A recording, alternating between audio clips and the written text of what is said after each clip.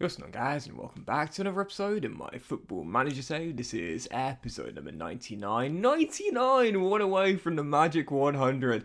Today we're returning with two big games: Stuttgart away, Mönchengladbach at home, sandwiched in between that transfer deadline day, and it's also been a big new signing as well. Let's get to that first. Yes, so the two sales did indeed go through in the end. You would have heard me talk about this in the last episode. Sammy Lokonga has gone to Stade Rennais, so one and done for our Belgian midfielder in the final year of his contract. So to get a bit of money for him, I'll certainly take it. And also the big sale, Luca Netz, he did indeed go for a cut price fee of just 44 million. Arsenal pulling off an absolute bargain there. What a deal for the Gunners. So frustrating, but like I said before, he was out of contract at the end of the season. He was exploring his options, and as I mentioned before, when a player says that, I'm going to explore my options at the end of my contract, you're basically screwed. You're not going to talk him around once he has his mind made up. So yeah, Luca Netz goes for a cut price fee of 44 mil. As I always say, like, the market valuation often inflates quite a lot for a player that joins a new club. He's not worth that. I'd say he's worth about 80 million, maybe 90 million at stretch. So whilst it is an undersale of about half his valuation,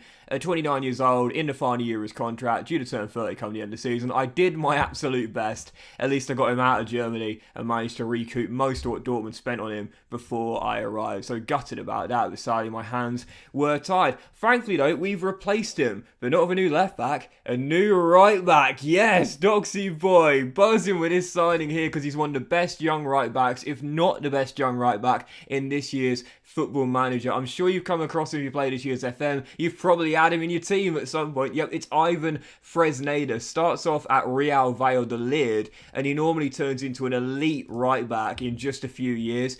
Unfortunately, he's not developed into an absolute monster like he often does, and I'd say one of the reasons why is because he left Real Valladolid, but he spent the past 6 years playing for Ajax. Now, obviously, 7 years, well, no, 6 years, and then obviously this year as well, but Ajax, obviously, massive, historic, famous old club in the Eredivisie, but as we know, that the league is not quite as strong as the La Liga, or the Premier League, or the Bundesliga, or the Serie A, so because of that, like, when you play in a more competitive league, a player tends to grow and develop quicker because, of course, they've got to get up to the pace and the quality of that league, if you will. So, yeah, he left Valladolid after 3 years in the save. Then he moved on to Ajax for 26.5 mil.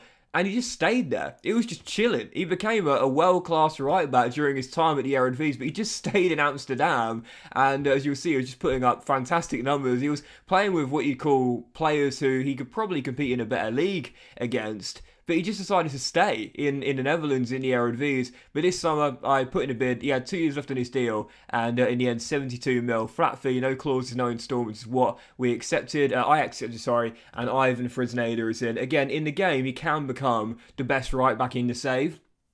He's not quite developed into that, I would say, but he's definitely one of the best in world football right now. As you see, he is described as an elite fullback. He's got some nice PPMs here for a good, relatively pacey right back, comfortable on the ball as well. So physically, really solid all across the board. 6'1", I definitely think in his advancing years when the pace drops off, he could play as a BPD because mentally reads the game superbly well with 18 concentration, very nice indeed, and 16 positioning as well, and technically as well. Going forward, not great, but defensively really solid. I would say that high positioning stat as well. So yeah, Fresneda comes in as our new starting right back, and that means that Stefano Stridi, who has been spent the past 18 months for us learning the right back position, well, I don't say it was a waste of time because I've now turned him into a really awesome utility fullback here, but he's now going to go back to his normal left-hand side, where, of course, he spent all those years playing left-back at Verona as he is a left-footed player. So, yeah, Stefano, the past 18 months, he developed into a fantastic right-back, but now he's going to go back to his normal left-hand side,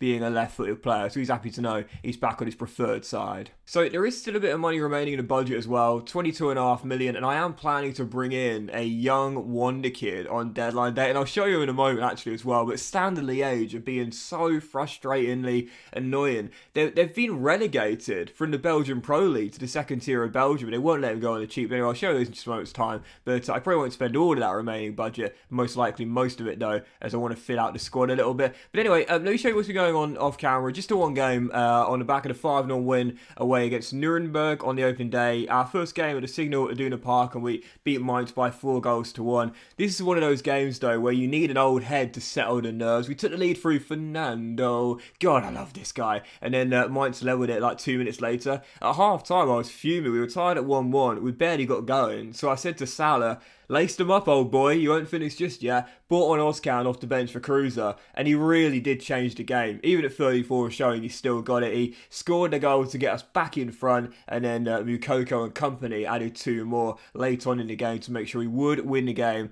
and avoid a slip-up already on just match day 2. So, as you see, 2 wins, 9 goals, only 2 conceded, yet we're still not top of the table. Why is that? Well, because Bayern Munich have got an even better record than we do. So, yeah, Bayern off to a phenomenal start, as are, to be fair, RB Leipzig, who haven't really threatened us in the past 2 years in terms of competing to be the best of the rest. But Leipzig off to a really good start in the first 2 games. Obviously, though, long way to go. And for those curious on the Wonderkid I'm currently looking at, it is a centre-half regarded as the next Matthias de Ligt by the media. His name is Patrick van Loo, playing for Standard Liège, who again were relegated last season from the Belgian Pro League. He started a majority of the games there in their relegation season. So I would have thought with him going down to the second tier, they might sell him on a cut price deal. He had no relegation release clause or anything like that. So if we are going to sign him, we'll probably have to spend all of this money here to meet that minimum fee release clause. Very frustrating indeed, but he is a class centre-half, no doubt about it. Now, physically, he's not the best.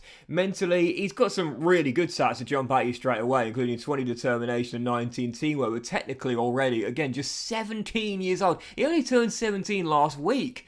13 marking, 13 heading, 13 first touch, 13 passing, and 17 for tackling as well. As a ball playing defender, the vision could definitely do with being increased, but for the most part, he's got some really solid base stats. And again, he's literally just turned 17, so he's only going to get better. So he's the one I want. He's the one I want for Moral Mountain. Anyone get that reference? He's the one I want, but he's totally happy for now, just chilling in Belgium at Standard Liège. But he is regarded as the next Matthias de Ligt, so I'd like to have him and not Bayern Munich if possible. But yeah, he looks absolutely class already, just 17 years old, some really solid stats. A few weak spots, yes, but again, he's only 17. He's just turned 17, so really solid. And there is another lad as well I'm currently looking at too, who could be a really solid player as well for the future. I was scouting him last year. It's Co Silva. Now, I'm probably only going to be able to afford one of these, and if I'm being honest, I'm probably going to go with Van Loo. But this guy looks absolutely brilliant as well. Physically, pretty solid with 16 stamina and 14 natural fitness. Mentally, 16 aggression, 17 determination, 15 teamwork, and 19 work rate. Absolutely love that. And technically, the marking's not great, I'll be honest with you, but that should improve a little bit over the time. But already 14 tackling and 13 technique. Because as a ball-winning midfielder, he's got some pretty solid stats here in the key areas. Again, just 17 years old. If I had to choose the one, I'd probably go with Van Loo, if I'm being honest here. Although Co Silva will probably cost me a few £1 million less. But they'll be about the same fee. But yeah, I'll probably go with Van Loo. But I want Co's as well. It's a tough one. I'm probably going to bring in one of them on deadline day. I'm just not sure who it's going to be. Right then, heading into the first game of today's episode then, it is indeed Stuttgart away at the Mercedes-Benz Arena. Lost back-to-back to start the season off as Nuno has now taken charge after Arteta was sacked, interestingly enough. But yeah, Nuno's taken charge. But heading into the game, hopeful to make it 3 wins in 3 and put the pressure on Bayern and go top temporarily with them playing later. I feel like I said that practically every single weekend last year. Anyway, heading into the game, no one is injured, and this will be our team. 4-2-3-1, and we've got Dennis Seaman in goal, looking for his first clean sheet. In the back four is now Striddy at left back, the Dragon, Creswell the captain, and Fresneda playing his first away day on the right-hand side. Kroza and Mane are our DM duo, with Dos Santos on the left, Company on the right, and Reina supporting Moukoko. On the bench, you've got Alfonso, Bennett, Flavio, Watjen, Ozcan Dayo, Vimo, Romero, and Jordan Norton, that young Australian striker, who's decent enough for a squad player, I guess. That's probably why I'm not going to sign in Nestri on a free transfer. Landshuter had a good game in the last weekend, but I told him he can get a rest for this one, so I'll leave him out of the squad for now. So, heading into the game is Stuttgart away. Let's try and make it 3 wins from 3 and go top of the table temporarily. We were doing that all year last year. Let's do it again though. Come on, Dortmund. Yeah, last year Bayern were always either a late kickoff or a Sunday afternoon game. So it always felt as though every Saturday afternoon would be like, yes, big win, we've gone top. Couple of clicks on the advance. Oh, no, we're back down to second again. Next weekend, yes, top of the table. Oh, no, back to second again. I said it. The best way of putting it is we were leasing top spot off Bayern Munich for a while last season. We never really rightfully owned it. Hopefully this season things will be different. Perfect start so far. Let's keep it going. First highlight falling, 10 minutes in. Anthony Company chips one into the middle. Reina gets there and beats Andre Lunin at the near post. Not great goalkeeping from the ex-Real Madrid man, but we'll take it. Reina's third of the year, Dortmund in front. I think that was Moulon there that failed to intercept as well. So thank you very much, Agent Richard, as we lead by 1. And it's Anthony Company finds Ivan Fresneda looking for his first assist since coming in here down his right hand side. There's a good cross in the middle, headed away, but Stefano picks it up, offloads to Krozer. There's for a dig. Oh! Just off target from Ivan looking for his first goal for the club. Still 1-0, but really good start this. 6 minutes to go in the first half. Still leading by 1. Can't really afford a slip up here. As I know it's only match day 3, but like I said, Bayern just don't slip up, so we can't afford to either, you know. Stuttgart look for that level. That's a good dangerous cross. Oh, Dennis! He's had a tough start to the season, Dennis, since returning to the Bundesliga. He might be a world-class keeper, but he's showing some nerves here at Dortmund, tasked with replacing the captain Gregor Kobel. As that shot goes well over the bar. Searching for his first clean sheet, he's been bailed out by a new vice-captain, the Dragon. Dennis, come on, mate. This ain't why I bought the big bucks. I've spent you for the big bucks. You got to do better than that. We're leading by 1. We're very lucky out there. I'm going to say to Dennis, though, just calm down, all right? Calm down. Just keep it calm. What do you mean uncertain and unhappy? I'm calming you down, bruv. 28 minutes to go. We could really do with a second goal to give us some breathing room. And I think we've just won a penalty. Company tripped up on the swivel. And that will be a spot kick for Borussia Dortmund. And a chance for us to go 2 goals up. I think it will probably be Anthony that takes it as well. And no, it's not going to be Company. It's going to be Mukoko that'll have it instead. So Yusufa, confident striker, needs to net from 12 yards here. But I don't know why I just don't really trust him. Mukoko, denied. He's that sort of striker. For as well class as he is, he could be better. And he should be better. It's so frustrating because he literally is just world class. Absolutely world class. And yet, I mean, I know he won the Golden Boot last season, but he should be able to net me at least 40 goals a year. In this team, in this league, he should be able to net me 40 goals a year. He's just, I don't know what it is with Yusufa. He just doesn't have the confidence, I feel. So I'm going to shut up shop a little bit here with 10 minutes to go. Go slightly asymmetrical as Mane, oh well, right on cue, has just made it 2 to surely wrap it up. Dos Santos are going to move to DLP. I love this guy. I really, really do. I'm so glad I decided to bite the bullet and bring him on deadline day because he's class, mate. He's absolutely class. It's a lovely weighted ball to the edge and Filippo Mane gets his first of the year with a really nice finish from 18 yards. 2-0 Dortmund and that should surely do it now. Let's try and see out that clean sheet for Dennis as well because he really needs it for his confidence. And yep, he's got it. That will do it. Final score 2-0. Dortmund. Mane wraps it up despite the Mukoko penalty miss.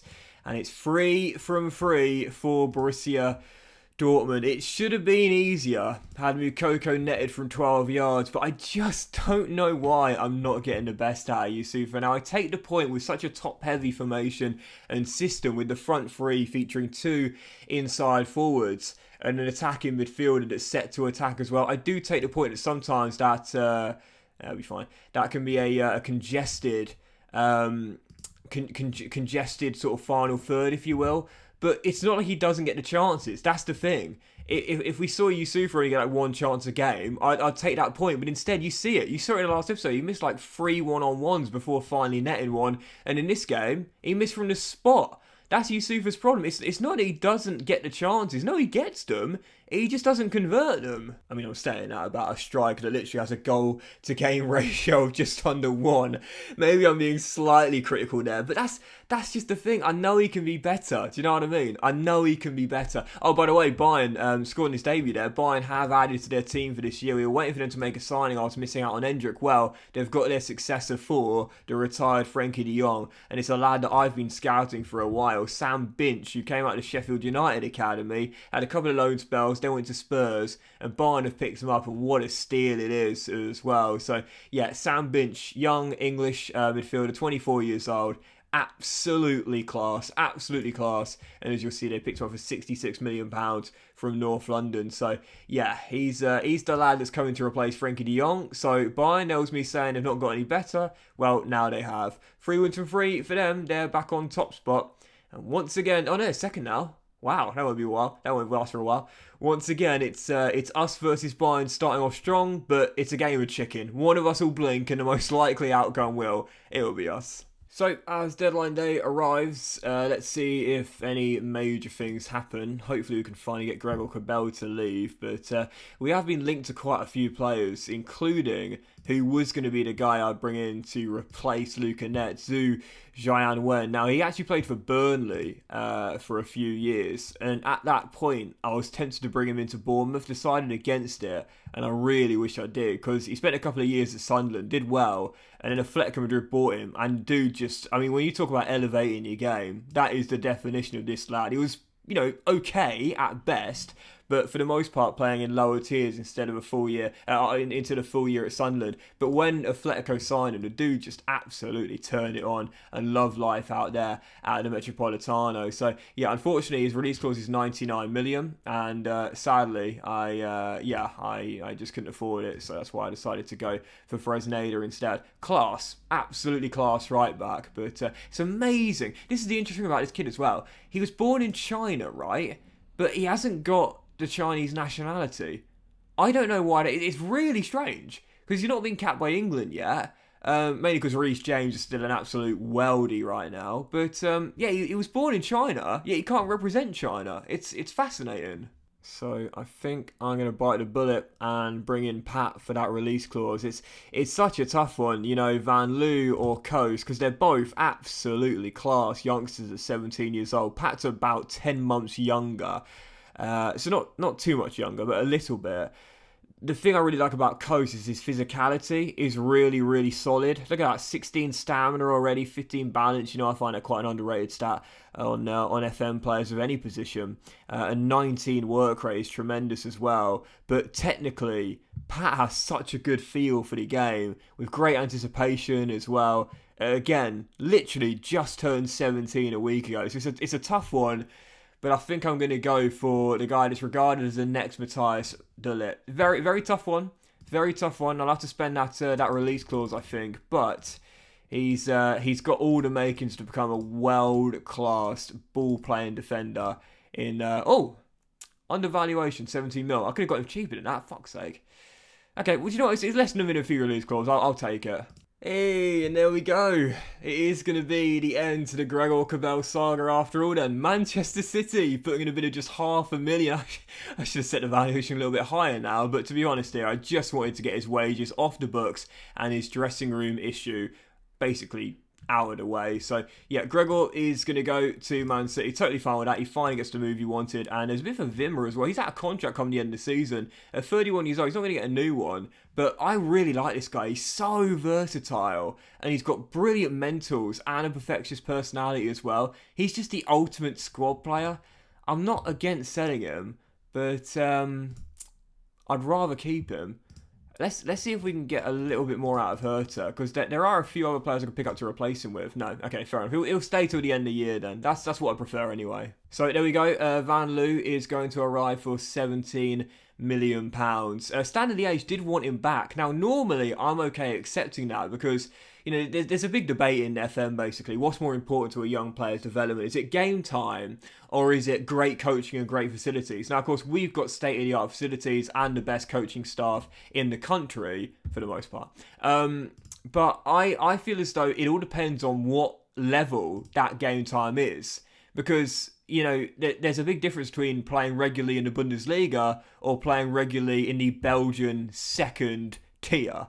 So because of that, because Standard are now in the second tier of Belgium, I think he'd probably get just as much experience playing a few games here in the Bundesliga here and there, as opposed to playing a whole year in the second tier of Belgium. So Van Loo is in, and I'm pretty pleased with that. £17 million is quite a lot of money to spend on a teenager, but solid stats, absolutely solid. And again, regarded as the next Matthias de Ligt. So that's the one I wanted. It'll become homegrown in 3 years as well. I'm very happy with that. And speaking of, Gregor Cabell is going to go £500,000, a very minimal transfer fee, but again, crucially, it gets rid of his 105 grand a week contract and that dressing room issue as well. So, do you know what? I'm going to say he's been a fantastic servant.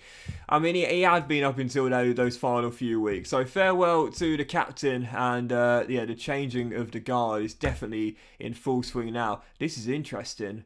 Bayern putting in a bid for Romero. It's well too low, though. Come on, man. I know he's my bench winger now, but that's well too low. I need you to stay, Luca, mate. I need you. You've been with me for so many years with Bournemouth and Dortmund. Oh, I love that. It's the third time I've said to one of my players, you're influential, I can't lose you. And they're always happy to stay. Go on, Luca. So, now that Cabella's gone, we've been able to raise our budget up slightly higher. And I think I am going to go ahead and get the son of Neven Subotic. Yep, Borussia Dortmund fans all know that name. I'll never forget that incident where he ran up to Ian Robben after the Dutch forward missed that penalty late on in the Der Klassiker. Went right in his face. That was shades of Martin Keown and Ruud van Nistelrooy. But Neven Subotic's son, Boban, I think I'm going to bring him in for £6 million. That's his minimum fee release clause, £8 million, and just to get another bit of a depth into our team for a good young centre half. So yeah, let's go and bring him in as well. Right, so we're going to complete 2 signings with 2 hours to go. Lars Lucas Kuring, this is a young, versatile midfielder at Manchester United. He balled out last year in the Championship in half a year with Wolves. I'm surprised no one else wanted him on loan. He's put up great numbers in the Championship, and he's definitely ready for top-tier football, I would say. But really, really great mental stature and physically 17 stamina as well. Slightly concerned about the natural fitness, but other than that, the guy's pretty goddamn solid as a ball midfielder or a box-to-box. I'm going to bring him in for a fee of around 1.7 mil for the season and half his weekly wages as well. And hopefully we'll be able to get Neven's son in right before deadline day ends as well. Yep, and there we go. We've got ourselves Lars. He is in on loan, so I will take that. And Subotic has arrived as well. Excellent stuff. So, yeah, really, really pleased with those 2 signings there. So, yeah, 3 youngsters coming in, 2 which can now become homegrown in 3 years. Again, I love this just for the sentimental feel. Neven's son arriving at Dortmund. That feels right, doesn't it? And the main target I really wanted, which was Patrick Van Loo as well. So, yeah, is he in our development squad now? I suppose he is, isn't he? So, yeah, really, really pleased with those 2 signings right there. Where's Patrick? Oh, there he is right there, Patrick. So, there we go. So, yeah, really, really pleased with those 3 signings on deadline day. So that will do it. 3 signings on deadline day in the end then. Patrick Van Loo, the main target I really wanted. Neven Subotic's son, Boban. And also Lars coming in from Manchester United as well. So really, really pleased with those 3 signings right there. And again, I suppose most crucially, Gregor Cabell finally left the club and now that saga is over as well. So crazy window. I did expect it to sort of spring into life a little bit after the Luca Net deal went through. And as it did, that's when we started to bring in a few more players to the squad depth and of course the replacement in Ivan Fresneda as well. So in total, only a net loss of 46 million. I think we've done quite well there. We finally ended the Gregor Cabell saga. We got rid of Samuel Okonga in the final year. Same with Luca Netz as well. I'm pretty happy with that. Some good young talents coming in and 2 world-class players for our back line too. I think that's quite a good window in my opinion. And do you know what? I think I'm going to leave it there as well because that was a busy transfer deadline day. And obviously, I don't want this episode to be too long because episode 100 is going to be a special. And that's the one where I want to do loads and loads of games in it. So yeah, I think we'll leave it there on the back of deadline day and our 3rd win on the trot in the Bundesliga. 3 new signings coming in. Gregor Cabell finally leaving to Manchester City. Finally, he got the move he was wanting on deadline day. And what we'll do is we'll come back in the next episode with, I'd say, 5 or 6 games. I'm thinking this run in here or possibly this run here. I'm not too sure. But even so, we'll come back in the next one. It'll be a special thank you episode number 100. And guys, thank you so much for watching episode number 99, but also the save as a whole. We're about to enter treble digits 100 in the next one. And honestly, man, support in this save from you guys has been amazing. I can't say thank you enough for that. So thank you for watching this episode. If you have enjoyed it, please drop a like and don't miss the next one. We'll play tons and tons of games. It'll be a special thank you long episode, and I'll see you for it very soon. Much love, and I'll see you for episode 100, unbelievable, of the Football Manager save very soon.